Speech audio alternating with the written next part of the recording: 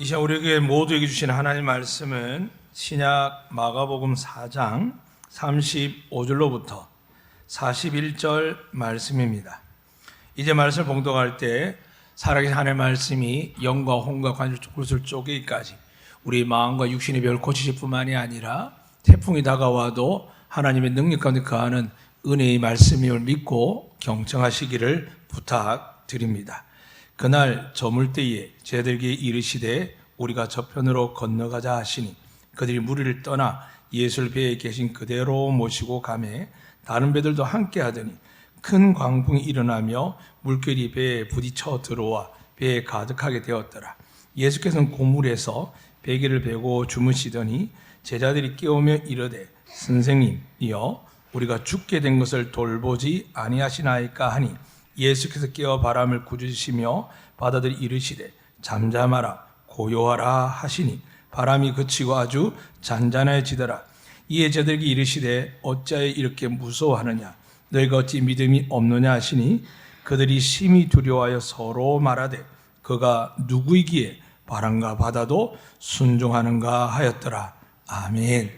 이 시간 우리는 힘이 없지만 우리는 할 수 없지만 하나님께 우리 주신 말씀이 있습니다. 그 약속의 말씀을 따라 저와 함께 태풍 앞에 있는 우리와 우리 대한민국을 위해서 또 전쟁으로 고통받는 이웃을 위해서 또 북한 동포들을 위해서 믿음의 말씀을 가지고 우리부터 이웃을 향하여 축복하도록 하겠습니다. 여호와는 우리에게 복을 주시고 우리를 지키실 원하며 여호와는 그의 얼굴을 우리에게 비추사 은혜 베푸실 원하며 여호와는 그의 얼굴 우리에게 향하여 드사 평강 주실 원하노라 할지니라 하라. 믿으시면 아멘. 사람들이 제일 궁금한 게 요즘 늘 이슈화 된 게 공의와 정의입니다. 그런데 우리가 관심 갖는 거는 사람이 하는 공의와 정의는 그들이 힘에 따라서 그들이 갖는 이념에 따라서 방향에 따라서 다르다는 걸 우리는 이미 알고 있습니다. 그래서 판사들도 동일한 판결이냐 다르게 하고 또 검찰이나 공권력도 그렇고 혹은 우리가 가장 가깝게 느끼는 복지적인 면에서도 어떤 누구에는 혜택이 많이 가고 어떤 혜택이 가지 않는 것들을 여러분 살면서 많이 경험하게 됩니다. 그러다 보면 우리가 어떻게 합니까? 이 불평등한 세상 속에 살아가기 위해서 예수를 믿기는 믿는데 그래도 뭔가 부족한 생각에 그래도 뭔가 해야 되겠다는 도전 때문에 열심히 자기전 공부하고 여러분이 만들고 이루지 못한 것들을 위해서 아이들이 부모 때처럼 고생하지 않도록 얼마나 뒷바라지를 많이 합니까?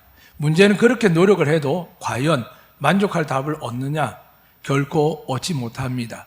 왜 그렇습니까?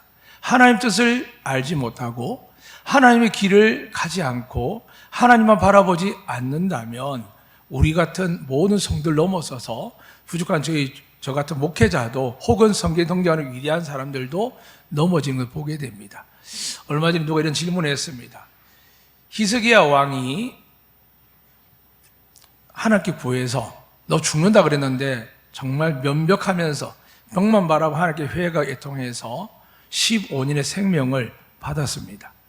얼마나 좋은 일입니까? 그런데 그 15년 동안 부귀영화를 누렸는데 하나님의 은혜였는데 그만 적들에게 보여주지 말아야 될 하나님의 성전에 거하는 아름다운 황금과 은금들이 있는 것을 보여줌으로 적들이 하나님의 나라를 탐하게 되는 마음을 주었을 때 오히려 그의 뒤가 불행한 것을 우리는 보았습니다. 그래서 사람들이 질문했습니다. 왜 그렇게 하셨습니까? 복을 받은 게 문제입니까? 아니면 그냥 죽는 게 나았습니까? 그걸 우리는 신정론이라고 합니다. 하나님 뜻은 뭘까요?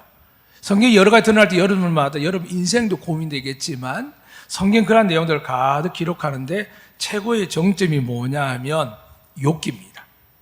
욥이라는 사람은 하나님께서 성경 전체가 아니라 온 인류 중에 가장 위대한 내가 정말 믿을 수 있는 사람. 다윗은 뭡니까? 다윗은 믿을 수 있는 사람이 아니었습니다. 허물 많고 죄가 많은 사람이지만 어떻게 합니까? 날마다 하나님께 돌아와서 잘못했기 때문에 하나님이 내게 오는 자를 막지 아니하시고 나를 가까이 한다 나도 가까이 하겠다는 말씀대로 그 성령이 가장 가까이 한 사람이 다윗이기 때문에 하나님 축복하시지만 그러나 거룩에 대한 점수를 매긴다면 가족적인 아버지로서 남편으로서 자녀로서 또 그 지역사 유지로서 정말 이 욥은 하나님이 인정한 최고의 사람이었습니다. 어떻게 아느냐? 마귀가 하나님께 찾아옵니다. 저 욥이 저렇게 잘 되고 복 받는 거 하나님께 복 주시기 맞지요? 라고 하면서 질문했습니다.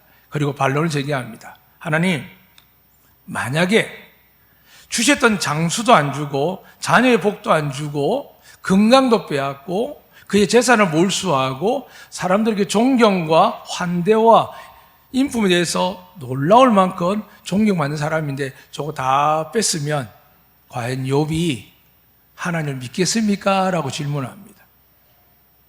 그랬더니 하나님 뭐라고 하십니까? 조금도 망설이지 않고 아니 욥은 충분히 그럴까요?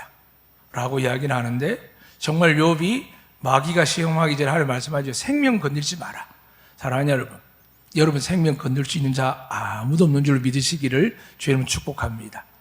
생명을 건들지 말라 하셨기에 마귀가 마음껏 합니다. 처음에 가서는 재산들을, 종들을, 그리고 자식들을, 나중에 온몸에 악창이 나서 요즘 아이들은 잘 모르지만 우리가 경복궁 가면 그 기와 조각을 가지고 온몸이 가려워서 그걸 다 피투성이 되도록 그런 고통을 주는데 더더욱 사랑하는 아내가 이 욥을 통해 그렇게 복을 많이 이 아내조차도 그를 조조하면서 죽으라고 오히려 비난 정죄합니다. 그리고 욥을 통해 오랜 세월 동안 도움을 받고 힘을 얻던 사람들도 점차적으로 떠나가더니 가장 절친한 4명의 사람이 있는데 그 사람들조차도 욥을 향해 어떻게 이야기하냐 하면 처음에는 같이 울어주고 같이 위로하더니 시간 지나면 이렇게 합니다. 네가 그렇게 된 거 아마 죄지었을 거야. 너 하나님 회개하라고. 욥이 하나님 앞에 거룩하다 말은 못하지만 이들이 이야기하는 죄를 범한 적이 없습니다. 너무 답답하고 괴로워서 참다 말을 많이 하다가 논쟁이 벌어지는 게 오늘 욥기 37장까지 그렇게 되다가 욥기 38장에 가면 드디어 이 논쟁 속에 하나님이 등장하는데 이렇게 말씀합니다. 그때 여호와께서 폭풍 가운데서 욥에게 말씀하여 이르되 무지한 말로 생각을 어둡게 하는 자가 누구냐? 너는 대장부처럼 허리를 묶고 내가 네게 묻는 것을 대답할지니라. 내가 땅에 기초를 놓을 때 네가 어디 있었느냐? 네가 깨달아 알았거든 말할지니라. 내가 그것의 도랑법을 어떻게 정했는지 또 그 줄을 그것의 위에 띄웠는지 너는 아느냐? 주추는 무엇 위에 세웠으며 그 모퉁이 돌을 누가 놓았느냐? 새벽별들이 기뻐 노래하며 하나님의 아들들이 다 기뻐 소리를 질렀느니라. 바다가 그 모태에서 터져 나올 때 문으로 그것을 가둔 자가 누구냐?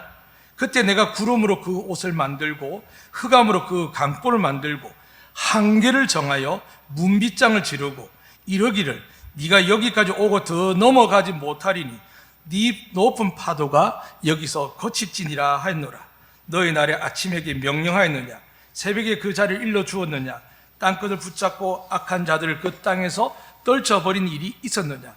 땅이 변하여 지르게 인친 것 같이 되었고 그들은 옷같이 나타나되 네가 바다의 샘에 들어갔었느냐? 깊은 물 밑으로 걸어 다녀 보았느냐? 사망의 문이 네게 나타났느냐? 사망의 그림을 네가 보았느냐? 땅의 너비를 네가 측량할 수 있느냐? 네가 그 모든 것도 다 알거든 말할지니라. 광미 있는 곳을 가는 길이냐? 어느 것이 흑암이 있는 곳으로 가는 길이냐? 그의 지경으로 그를 데려갈 수 있느냐?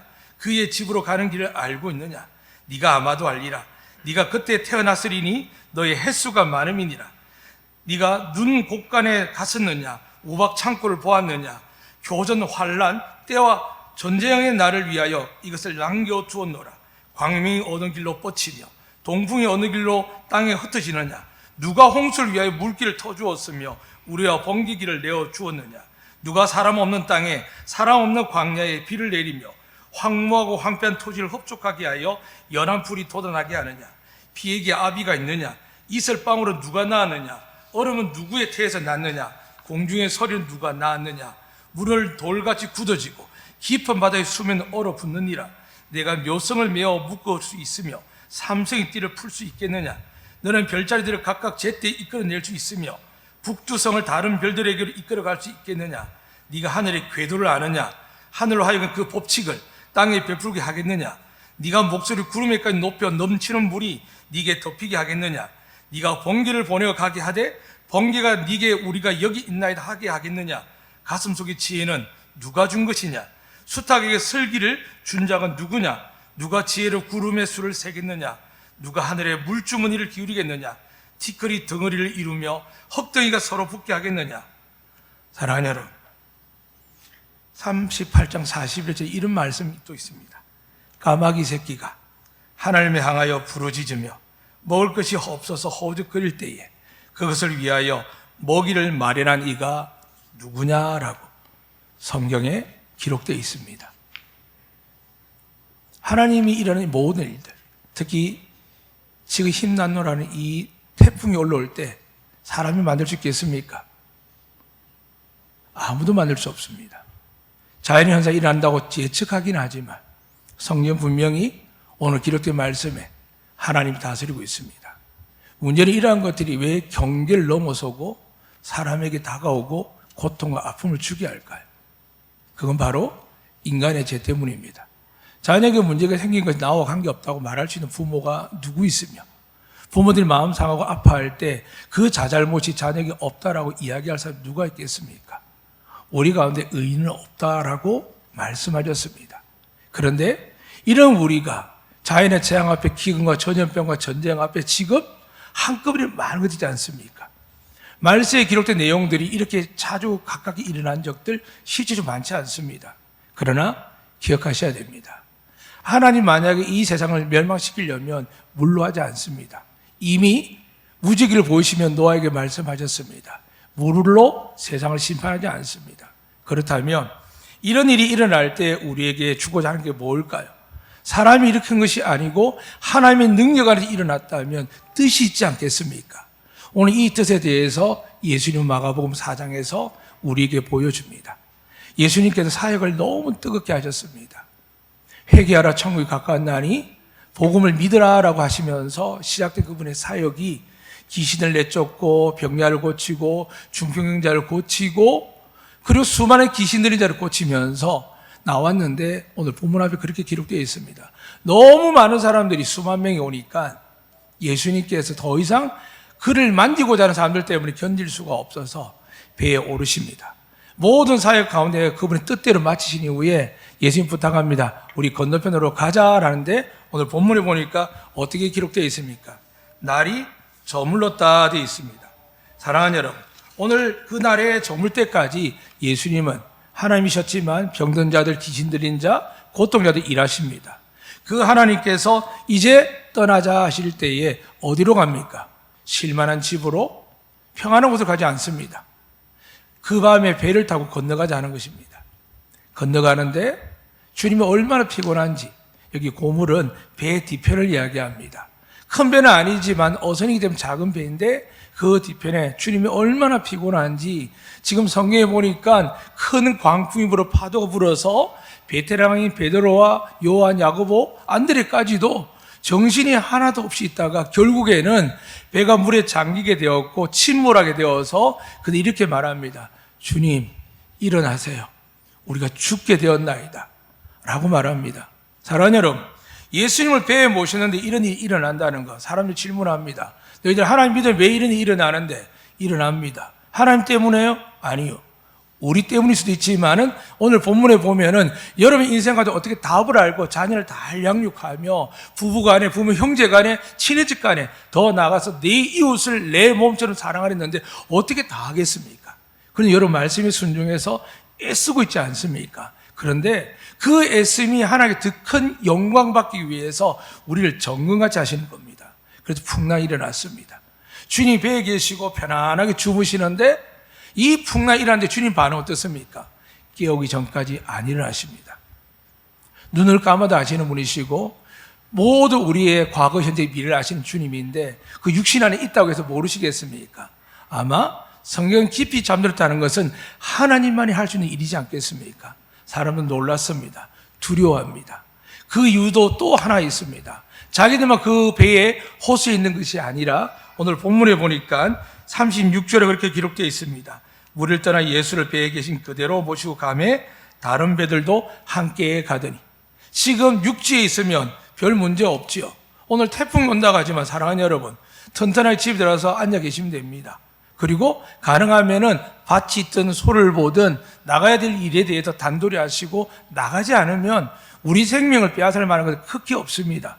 가끔 큰 재앙과 홍수나, 그리고 여러분 아시는 것처럼 태풍이 올 때 어떤 경우가 있습니까?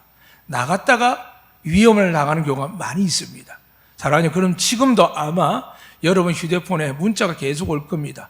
재난 문자가 계속 올 겁니다. 사랑하는 여러분, 이게 우리의 삶입니다.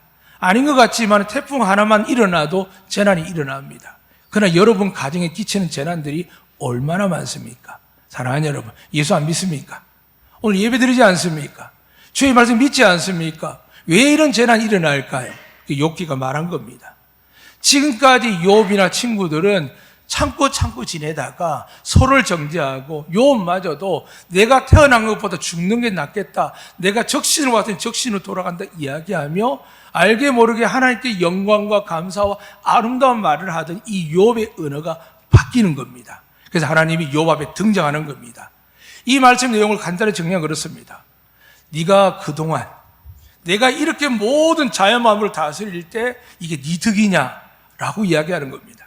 힘들고 어려웠지만 여기까지 오게 하신 게 여러분 덕입니까? 여러분의 능력입니까? 힘입니까? 어떻게 보면 기도 양도 부족하고 말씀도 부족하다라고 생각하는 분도 계실 겁니다. 누가 하나 앞에서 저 괜찮을 만큼 믿음 생활을 했다라고 이야기하겠습니까?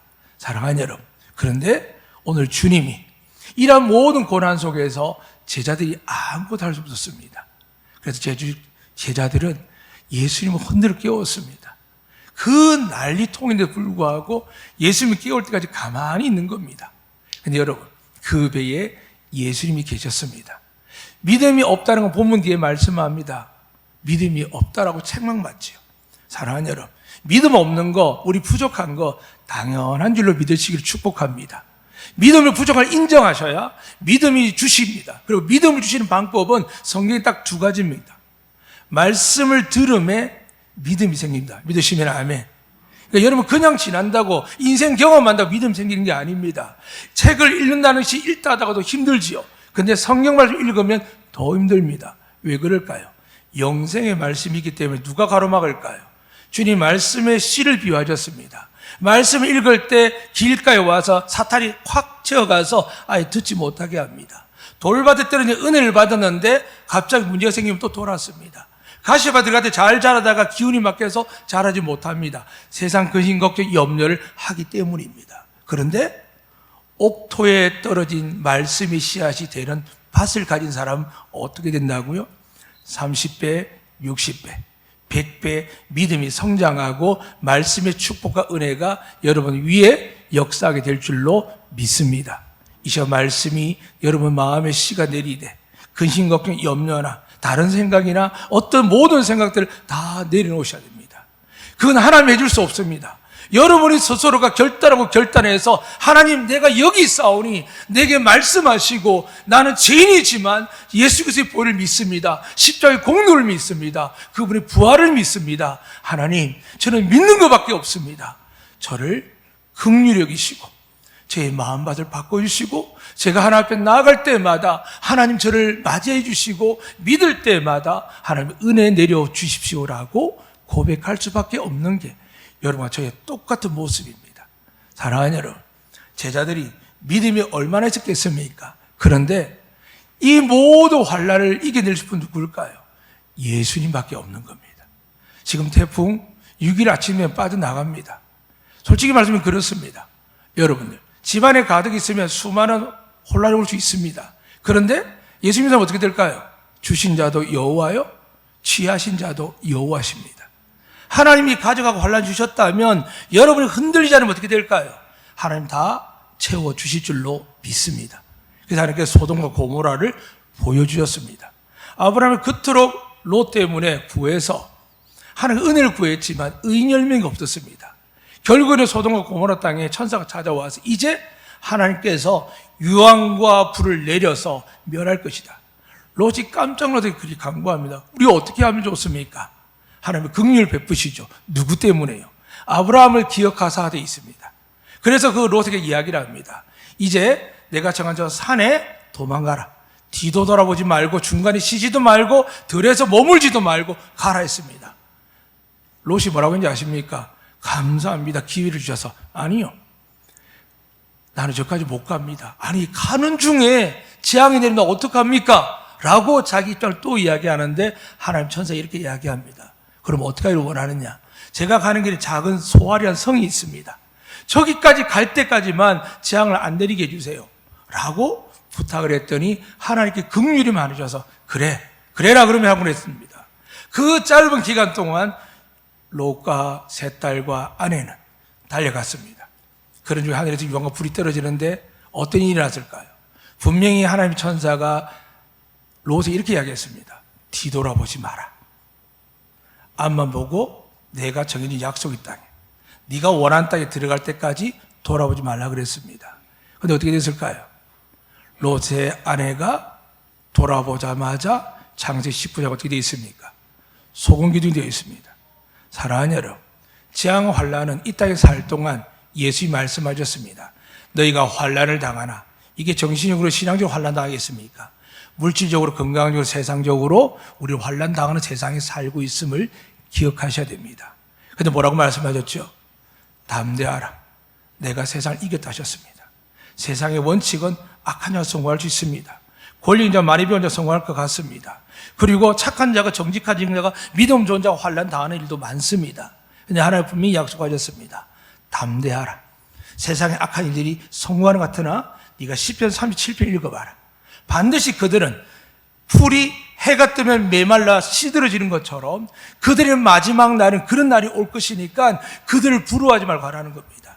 그런데 롯은 그 짧은 순간에도 두고 온 소돔과 고모라 성에 있는 자기의 것들을 돌아보았습니다. 사랑하는 여러분, 태풍이 와서 피해받을 수 있습니다. 어려움 당할 수도 있습니다. 그런데 우리가 뒤돌아보다가 나가서 우리 힘으로 자연 속에 들어가다가 많은 어르신들이, 많은 사람들이 큰 피해 당하는 것, 당연히 피해가 오는 곳이 어디입니까? 물이 흐르는 계곡입니다. 이번 서울이 어땠습니까? 강남 땅이 그렇게 비싼 땅이지만 옛날에 농지였습니다. 물이 고이는 땅이었습니다. 그런데 배수로를 만들지 않은 겁니다. 그 많은 도시와 거문이 들었어도 그냥 땅값을 올리고 먹고 사는데 만족하는 겁니다. 여전히 가난한 사람은 21세기를 살고 나라 복지가 좋아졌다 그렇게 이야기하는데도 반지하에서 빠져나오지 죽지 못하는 사람이 나왔습니다. 사랑하는 여러분, 이게 우리가 살아가는 인생입니다. 그런데 여러분, 우리는 우리 인생을 사는 게 아닙니다. 누구 인생을 삽니까? 여러분은 하나님의 아버지의 권능 아래 자녀로 사는 인생인 줄로 믿습니다.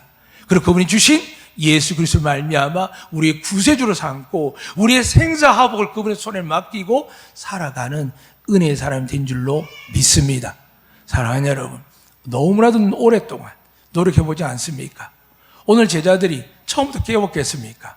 미안해서도 못 깨웠을 겁니다. 그런데 결국은 죽게 깨웠습니다. 그것마저도 하나님의 은혜입니다. 사랑하는 여러분, 저처럼 목사 안 해도 됩니다. 아무리 하나님이 저 같은 목사를 사랑한다고 표현해도 하나님 똑같습니다. 제가 하나님을 사랑의 은혜를 많이 받아서 이 길을 갔을 뿐이지 하나님 저를 많이 사랑한다, 여러분 저보다 덜 사랑한다, 성경 어디에 그런 게 없습니다. 저는 은혜에 감사해서 이 길을 갑니다. 사랑하는 여러분, 하나님 여러분을 너무 사랑한 줄을 믿으시기를 축복합니다. 그렇다면 하나님 여러분 우리가 당하는 환난을 기뻐하실까요? 여러분의 고난을 기뻐하실까요? 아닙니다. 그런데 왜 주실까요? 욥의 환난을 통해서도 하나님이 누구이신지를 말하는 겁니다. 심판을 무서워하는 게 아니라 지금까지 주신 은혜가 누구에게 왔는지, 지금까지 우리가 누린 복이 누구 때문인지 잊고 살 때가 있습니다. 그래서 깨우시는 겁니다. 이번 태풍을 통해서 아마 루사 매미 이야기합니다. 저도 이 교회 오기 직전, 제주도 오기 직전에 루사를 맞이했습니다. 엄청났습니다. 제주도 오자마자 또 매미를 맞이했습니다. 엄청났습니다. 제가 얼마나 많이 울는지 모릅니다. 태어나서 처음으로 도심에 살다가 저 제주도의 한담 쪽에 가서 보니까 차들이 계곡에 쌓여 있었고 그 차들 중에 2층 집안에 들어가 있는 차도 있었고 그곳에 제가 전에 섬기던 앞 교회에 장로님 집도 있었습니다. 그리고 교회 앞에 있던 외도란 곳이 있는데 노인 두 분이 컨테이너 박스에 살고 계셨는데 그 컨테이너 박스가 물에 휩쓸려가지고 떠내려갔는데 발견하니까 목숨을 잃어버린 상태였습니다. 참 많은 것을 제주 와서 봤습니다. 그런데 여러분, 하나님 불의하십니까? 우리가 돌보지 못하고 우리가 위험 자리에, 어려운 자리에 풍경이 좋다고 땅값이 오른다고 사람들이 그러합니다. 지금 제일 두려운 자가 누굴까요? 아마 사계 아파트의 카페들일 겁니다. 어찌할 바를 모를 겁니다. 비싼 커피값 이야기도 소용없어도 그들이 그렇게 잘 될 때 지금 자연 앞에 어떤 마음을 가질까요? 그들이 번 것들 이거 피해받아서 지금 보상받을 길이 없을 겁니다. 재앙 앞에 재난 앞에 누가 다 책임집니까? 불안에 뜰 겁니다. 아마 집에 가지도 못하고 피하지도 못하고 전전긍긍할 겁니다. 사랑하는 여러분, 우리 인생이 그렇습니다. 하나님 앞에 가지 못하면 그렇게 애써 노래가 지금 내 거라 생각하고 내가 열심히 키워난 내 자식이라 생각하고 노래가 모든 것이 내 거라 생각할 때 큰 재난과 재앙 앞에 오면은 그때서야 두려워합니다. 그리고 빼앗길까 봐 걱정합니다. 그래 믿음 있는 사람은 어떻게 한다고요? 담대합니다. 주신 분도 여호와시요 지하신 분도 여호와를 믿습니다.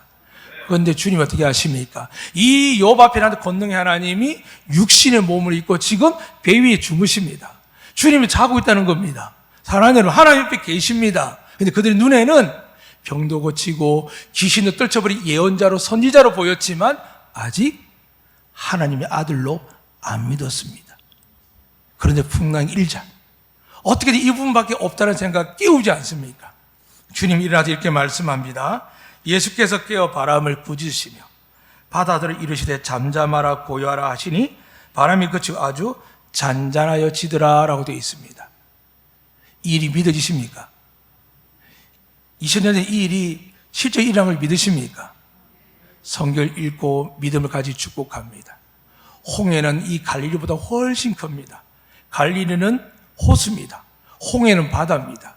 그 바다가 양 간격이 쭉 갈라지면서 이스라엘 백성이 지나가게 하셨고 또한 그들을 괴롭히 영원토 두려움의 존재였던 애굽의 최정예의 군대들을 어떻게 하셨습니까? 이스라엘 백성이 지나자마자 물을 덮어버리셨습니다. 그 일뿐이겠습니까? 성일다 얼마나 많은 일들이 많습니까? 개인적 저도 그렇습니다. 지금까지 오면서 부교육자로 혹은 학생 청년 자라오면서 항상 태풍이 언제 왔습니까? 7월 말에 옵니다. 8월 초까지 연장됩니다. 장마도 마찬가지고요. 그때마다 기도하는 교회들이 얼마나 많았겠습니까? 대한민국 가장 많은 사람이 노는 시기지만 그때 가장 수리를 많이 하지 않습니까? 40일 동안 기도하고 그것도 부족해 금식 기도하면서 하는데도 불구하고 장마가 몰려오고 태풍이 몰려옵니다. 그럼 수리 어떻게 할까요? 포기해야 될까요? 아닙니다. 포기해 본 적이 없습니다. 해외 선교할 때 마찬가지입니다. 너무나 위험한 사건도 많았고 한때 앞에 교회에서 일본에 선교하러 갔는데 공항에서 잡히는 이유가 뭐냐 하니까 우리 교회 하나가 화교화입니다. 국적이 화교에 있다 보니까 일본과 수교가 되지 않았다 보니까 그만 공항에서 딱 잡히는 겁니다. 지금 들어가야 되는데 일본말도 제대로 못하고 가이드가 없는 상태에서 나가면 만나야 되는데 제가 할 수 있는 게 뭐겠습니까? 다 내보내고 주님이 구합니다. 그런데요, 일본에 예수 믿는 사람이 1% 정도 된다 그러거든요. 근데 그 1% 중에 그 관료 한 사람이 예수를 믿는 겁니다. 목사님이시냐고, 선교하러 오셨냐고, 알겠다고 들어가라 하셨습니다. 할렐루야. 하나님은 살아계십니다. 하나님은 세밀하게 살피십니다.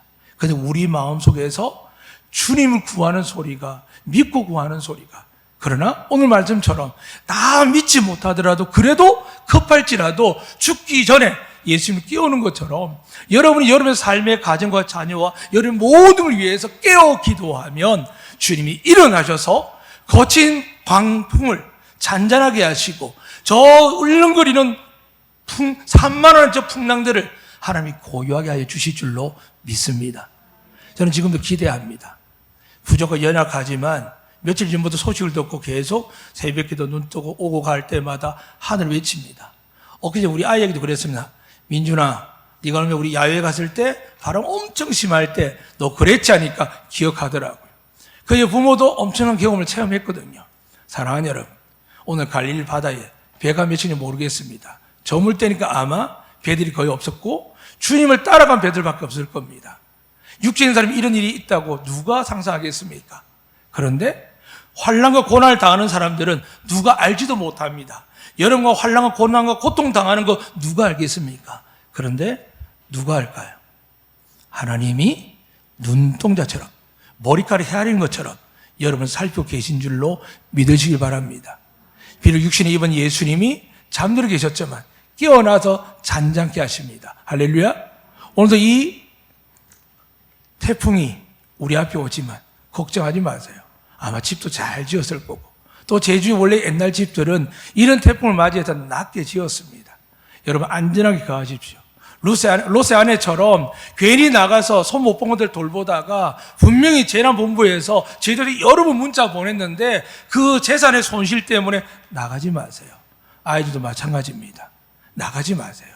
잃어버려도 파손되어도 여러분 믿기만 하면 넘치게 갚아주실 줄로 믿습니다. 그럼 먼저 우리가 해야 될 게 뭘까요? 내일 일을 염려하지 말라 그랬습니다. 내일 아침 5시부터 시작된다고 합니다. 그러나 염려하지 마십시오. 태풍을 일으킨 분이 하나님이십니다. 잠잠하기도 하시고 지나가기도 하시고 여러분을 덮어줄 수 있습니다. 애굽 땅에 하나님 마지막 징벌이 내렸습니다. 10가지 재앙 중에 9가지 했음에도 불구하고 이 애굽 사람들이 이스라엘 사람 나가면은 그들의 노동력이 없기 때문에 도무지 보내줄 수 없었습니다. 그런데 마지막 재앙은 장남들 하나님이 생명 걷겠다고 하셨습니다. 장남뿐만이 아니라 모든 가축의 첫 번째 다 하나님 생명을 가한다 했습니다. 그래 이스라엘에게 이야기했습니다. 어린 양의 피를 문설주에 발라라. 그랬더니 하나님 어떻게 하십니까? 애굽 온 땅에는 죽음이 들어가서 장남과 가축의 첫 번째 다 생명을 잃었습니다. 그런데 문설주에 어린 양의 피가 있는 집은 하나님 어떻게 하셨을까요? 넘어가십니다. 사랑하는 여러분, 어린 양의 피가 이렇게 위대한데 하나님 아들 예수님 배에 타고 계십니다. 그러니까 예수님이 책망하는 겁니다. 지금까지 많이 보여줬거든요. 제사는 권세가 있다라고 중풍병자가 다락에 내려왔을 때 그게 2장 3장에 있는 말씀인데 내려왔을 때 보여줬습니다. 근데 제자는 어떻습니까? 안 믿는 겁니다. 주님이 이렇게 말씀합니다. 이에 제자들이 이르시되 어찌하여 이렇게 무서워하느냐? 너희가 어찌 믿음이 없느냐 하십니다. 너무나 당연한 거 아닙니까? 목수의 아들, 갈릴리 바다를 모르는 분, 풍랑을 맞이해보지 못한 분이 어떻게 인간들이 경험한 이 괴로운 사건을, 죽음의 고통을 어떻게 알겠습니까? 사랑하는 여러분, 우리 생각이죠. 하나님은 다 아십니다. 다 아십니다. 여러분은 모든 걸 다 아십니다. 우리는 자꾸 우리 죄악과 실수와 잘못된 매여 있지만 여러분이 회개하고 돌았으면 여러분이 회복할 것들을 하나님이 회복하는 정도가 아니라 땅을 기경하게 덮으셔서 사람들이 여러분의 허물과 죄를 발견하지 못하게 하시고 하나님 여러분을 축복하사 저 사람이 과연 과거에 저랬을까 할 만큼 은혜와 복을 주시는 분이 하나님인 줄로 믿으시길 바랍니다. 제자는 주님을 깨웠습니다. 그래서 정말 잔잔했습니다. 그들의 반응이 뭘까요? 이렇게 이야기합니다. 심히 두려워하여. 조금 전에 그 풍랑을 보며 무서워했는데 이제는 누굴 보고 두려워할까요? 예수님 보는 겁니다. 오, 대단한 분, 선지자, 예언자, 또 부활하신 엘리야 이렇게 생각하다가 갑자기 그 누구도 하지 못한 일을 딱 보는데 어떤 마음이 들까요? 두려운 겁니다. 사랑하는 여러분, 하나님을 두려워하시기를 축복합니다. 하나님 앞에 두려워하셔야 됩니다. 어느 순간 갑자기 새벽에 도둑이 들듯이 괜찮다 할 때 은혜를 구하지 않고 엎드리지 않고 주님의 십자가를 사모하고 의지하지 아니하면 도둑이 오는 것처럼 심판이 우리 앞에 옵니다. 그러나 배에 주님이 계신 그 배는 하나님이 구원하십니다. 믿음이 탁월하지 좋습니다. 11절 제대로 못해도 괜찮습니다. 봉사 전도 못해도 괜찮습니다. 늘 주님과 함께하는 여러분 되시기를 주님은 축복합니다. 그리고 주님께서 이제 말씀합니다. 우리가 무엇을 두려워야 됩니까? 여러분 재산을 빼앗는 사람? 여러분 자녀를 함부로 대하는 사람? 남편의 폭력? 주변의 수많은 여러분 조롱과 멸시하고 힘을 가진 자? 성령 주님 말씀합니다. 그들은 생명도 못 뺐지만 영혼을 살리는 심판하시되 어떻게 해요? 죽은 자를 올려서 지옥에 있는 자들 끄집어내서 심판하는 하나님을 두려워하라 되어 있습니다. 그 하나님을 두려워하면 우리 어떻게 될까요? 우리의 모든 인생을 겸손하게 맡깁니다. 사람과 다툴 일이 별로 없습니다. 왜요? 여러분 저희의 생사업을 누가 주관하십니까? 하나님이 하실 줄로 믿습니다. 이 태풍을 기대해 보십시오. 이 태풍을 향해 나에게 어떤 은혜를 주실지를 기대하실 축복합니다. 아마 환난을 당할 수도 있습니다. 그러나 다시 말씀드립니다. 환난이 오나 장차받을 은혜와 비교할 수 없습니다. 저와 우리 장로님들, 권사님들, 집사님들 중에 환난을 안 당한 분 계십니까? 마음으로 고통당하지 않은 분 계십니까? 자녀 문제, 부부 문제든 부모 형제 문제든 어렵지 않은 분 누가 있습니까? 큰 병에 걸리기도 하고 수술해보지 않은 분 누가 있겠습니까? 그런데 어떻습니까? 주님 붙들고 여기까지 오지 않으셨습니까? 그 주님이 돌아보니 요백이 이야기한 것처럼 내가 바다의 한계를 청하고 새벽별을 북두성을 내가 온 우주 마음을 다스렸을 때 너 뭐 했느냐라고 말씀합니다. 사랑하는 여러분, 하나님은 살아 계십니다. 하나님 이곳에 함께 해주시 믿습니다. 이제 중요한 말씀 드립니다. 주님이 지금 어디 계실까요? 부활 성천에 천국 가셨는데 하나님 보좌 우편에 앉아 계시는데 주님이 이렇게 말씀하셨습니다. 임마누엘이라, 내가 영원토록 너희와 함께 할 것이니까 담대하랍니다. 근데 주님이 부활해서 성천하셨다고 그랬지 않습니까? 누구와 함께 계시라고 하셨습니까? 내가 가야만 성령 하나님 너에게 임할 것이다. 성령 하나님은 그분이 오신 이유를 세 가지 이야기합니다. 죄에 대해서요. 예수를 믿지 않는 걸 죄라고 합니다. 의에 대해서요. 내가 아버지께 감으로 이제 예수님의 안 계심으로 이 세상 의인은 예수밖에 없다는 것을 말씀하십니다. 세 번째 우리에게 위로의 말씀입니다. 약속의 말씀입니다. 심판이라 하면 이미 예수를 믿지 않으면 함으로 심판을 받았다 합니다. 여러분 어떻게 될까요? 이 태풍 우리를 해할 수 있을까요? 사랑하는 어떤 재앙도 우리 해할 수 있을까요? 절대 해할 수 없습니다. 만약에 우리가 수명을 다하고 사고를 당할 수 있습니다. 그러나 우리는 부활하는 그날에 영광의 몸을 입게 될 줄로 믿습니다. 여러분 이 세상이 어렵지만 믿음으로 말씀으로 산다면 하나님께서 놀라운 은혜의 면류관을 주실 겁니다. 더 나아가서 우리가 먼저 간다 할지라도 누가 계십니까? 우리 하나님께서 살아 역사하셔서 예수를 믿는 모든 자들에게 성령의 권능으로 여러분의 자녀들을 축복해 주실 줄로 믿습니다. 풍랑 가운데에서 할 수 있는 거 없습니다. 우리 인생의 바다 위에 삽니다. 험한 바다라고 이야기합니다. 우리 힘으로 자식도 키우려고 하고 부부관계도 유지하려고 하고 부모 형제 사업도 하려고 합니다. 그래서 풍랑이 그치지 않는 겁니다. 가져가시면 가져가세요. 하나님 것이니까요. 하나님 저는 하나님밖에 없습니다. 그리고 하나님이 30배, 60배, 100배 갚아주실 줄 믿습니다. 사람이 이렇게 이야기합니다. 분명히 주님이 좋으니까 어떻게 하나님 좋습니까? 육신을 입어서 낼까요?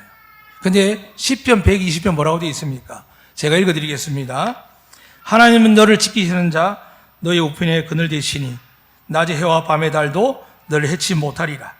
하나님 너를 지키시는 자 너의 환난을 명쾌하시니 그가 너를 지키시리라. 너의 출입을 지키시리라. 사랑하는 여러분, 자지도 주무시도 않는다라고 10편 121편 그렇게 기록되어 있습니다. 이제 주님이 어디 계십니까? 하늘 위에 계시지만 그분이 어디 계시다 약속하셨죠? 여러분과 제 안에 계시겠다고 약속하셨습니다. 요한복음 14장에도 16장에도 말씀합니다. 내가 너희 안에, 너희가 내 안에. 무엇으로요? 내 말이 너희 안에 거하면. 믿으시면 아멘? 하나님의 말씀은 성경책이 아닙니다. 성경책에 기록된 것이 하나님의 말씀이며 하나님인 줄로 믿습니다. 이 말씀을 가지시면 우리가 흔들려 놀랄 때도 있습니다. 그러나 기억하셔야 됩니다. 배 위에 주님이 깨운 것처럼 여러분 속에 누가 계시다고요? 예수님이 살아 역사한 줄로 믿습니다. 그분을 깨우셔야 됩니다. 우리 속에 계십니다. 지금까지 여러분 인도하시고 어떤 환난과 역에 담대하게 하신 분, 세상의 권세와 힘과 권력과 돈이 와도 악한 자가 와도 두렵지 않고 여기까지 오게 하신 그분이 어디에 계실까요? 여러분과 제 속에 계신 줄로 믿습니다. 그분을 깨우시면 이 태풍이 지나간 이후에 놀라운 은혜가 여러분과 여러분 자녀에게 일할 줄 믿습니다. 혹 어려움을 당하도 괜찮습니다. 하나님이 넘치게 갚아주실 줄로 믿습니다. 우리가 할 수 있는 것은 말씀에 의지하여 내 안에 계신 예수님을 깨우고 우리 모두를 위해서 우리 화순과 안등면과 서귀포와 제주도를 위해서 대한민국을 위해서 함께 기도한다면 기도하는 우리를 보신 하나님께서 우리를 기뻐하시고 우리의 특별한 은혜를 내려주실 줄로 믿습니다. 이 놀라운 은혜가 여러분에 가득하시기를 주의 이름으로 축복합니다. 아멘.